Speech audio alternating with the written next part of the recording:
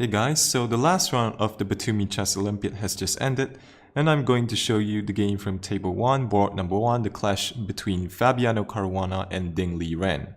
So if either team wins, China or the US, then they are going to be the clear champions. However, if this match is drawn, then this gives opportunities to other teams to catch up. So in this game, Caruana with white, Liren with black. On the board, we have c4 from Caruana, knight f6, knight c3, e5, knight f3, knight c6. So an English opening with 4 knights. e3 from Caruana, preparing maybe to strike with d4. Ding plays bishop to b4, so threatening to take the knight and double white's pawns. Therefore, queen to c2 from Caruana, so meeting bishop takes c3 with queen takes c3. Queen to e7 from Ding, defending the pawn on e5, and here d4 from Caruana. So Caruana is trying to get the same position in the game he had against Duda. But except in that game, Caruana was playing the black pieces. So he probably figured that white managed to get a slight edge out of that opening. So here he tries to repeat the opening with white. Knight e4 from Ding. Queen to d3 from Caruana. Here if he plays something like queen c2, which doesn't defend this pawn on d4, then after pawn takes. If pawn takes, then here knight g3 wins material. So after knight to e4, we have queen d3. Here e takes d4, knight takes d4, black castles. All this happened in the game Duda versus Caruana. Bishop to e2, here queen to b4 check. And if bishop b2, then queen takes b2. So here king to f1 from Caruana.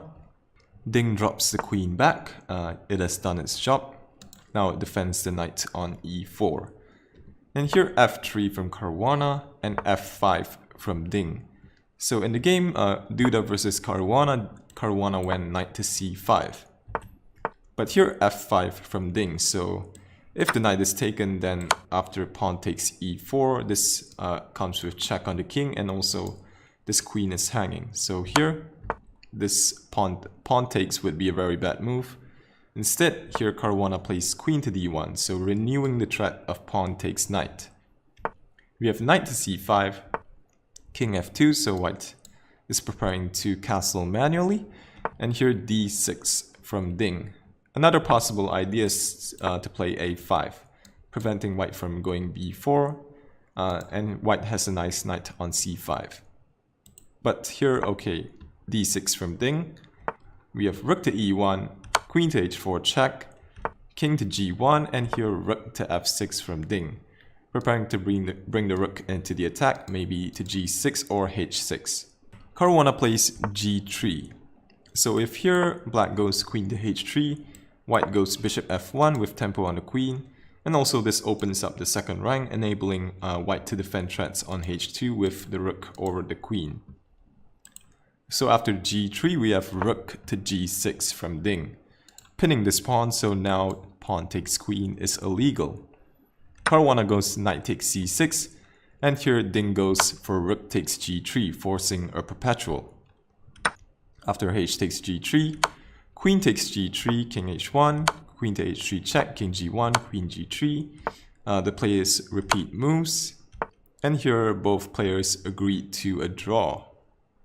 So not the most exciting game of the round, but I thought I showed it anyway because after this round, in which China drew with US, China actually managed to lead the standings, beating off US and Russia on tiebreaks. So that means that China are now the new Olympiad champs. So for those of you that want to see the standings, I thought it would be nice to show you guys. So here you go. These are the standings after 11 rounds, and this is taken from the Chess Olympiad official site. So there you go guys, thanks for watching, hope you enjoyed this video, and have a great day.